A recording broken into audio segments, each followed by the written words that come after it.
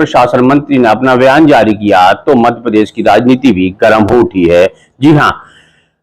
जी हां, नगरीय प्रशासन मंत्री भूपेंद्र सिंह ने कहा कि अब यूसीसी कानून भारत में लाया जाना चाहिए और इसकी मांग भी है।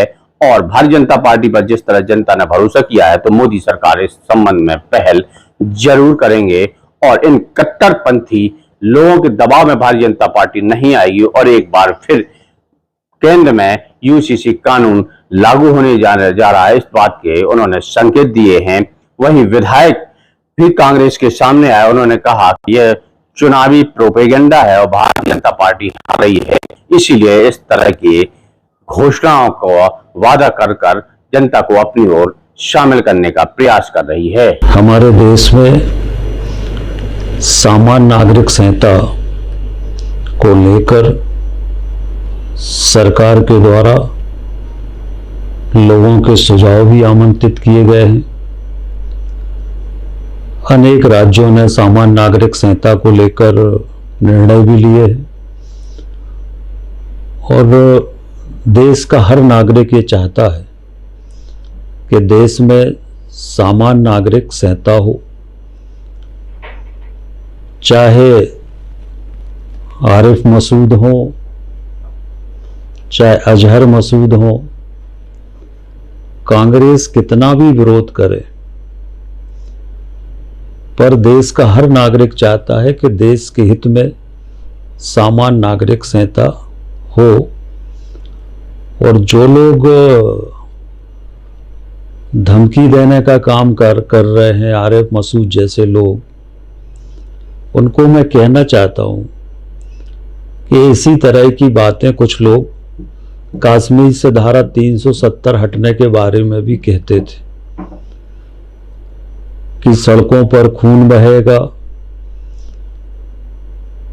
खून की होली खेली जाएगी। पर हम सब ने देखा कि हमारे देश के प्रधानमंत्री जी के ऊपर देश की जनता ने विश्वास किया और इसलिए ये धमकियों से सरकार नहीं डरने वाली। ये देश की जनता अगर चाहेगी तो देश में सामान्य नागरिक संहिता का कानून जरूर आएगा और देश का जनमत ये चाहता है। अनेक मुस्लिम देशों में भी सामान्य नागरिक संहिता का कानून है और इसलिए भारत में विरोध करने का कोई औचित्य समझ में नहीं आता है। और जो कट्टरपंथी लोग इस तरह की बातें करते हैं वो मुस्लिम समाज का ही नुकसान करने की बात करते हैं।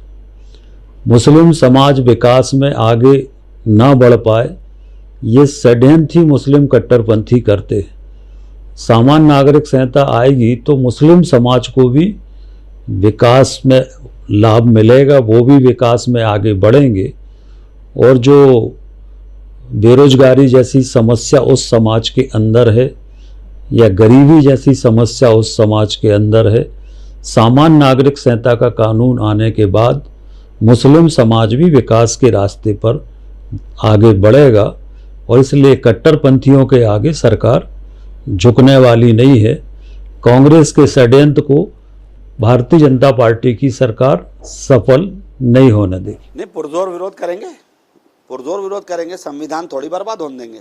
कॉन्स्टिट्यूशन की रक्षा के लिए सबको आगे आना पड़ेगा, सब लड़ेंगे। कॉन्स्टिट्यूशन बचाना है। जब संविधान बनाया है और जिस संविधान के तहत मुल्क चल रहा है वो संविधान चलेगा।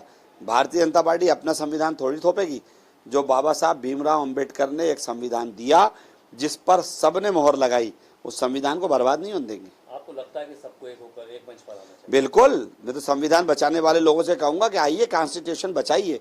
ये अकेले मुस्लिम्स की लड़ाई नहीं है, ये कॉन्स्टिट्यूशन की लड़ाई है। ये एक हमला है कॉन्स्टिट्यूशन के ऊपर और इसके लिए सबको आना चाहिए। बल्कि लॉ कमीशन ने जिस तरह से अभी वो मांगा है, सजेशन मांगे, तो मैं सभी लोगों से कहूंगा कि लॉ कमीशन की वेबसाइट देखिए। 14 जुलाई तक उन्होंने टाइम दिया है। आप सब लोग उस पर अपने कमेंट्स डालिए।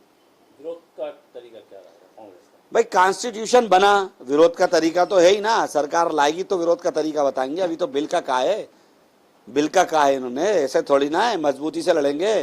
बाबा साहब का संविधान है, ऐसे थोड़ी ना बर्बाद होने देंगे। आपको लगता है कि मध्य प्रदेश में चुनाव है, चुनावी साल है, चुनावी स्टंट सरकार का? बरसों से इनके ख्वाब हैं, बरसों से ये कहना है संविधान बर्बाद कर देंगे, हर चुनाव में कहते हैं, न कभी कर पाए न करेंगे, ये खुद बर्बाद हो जाएंगे।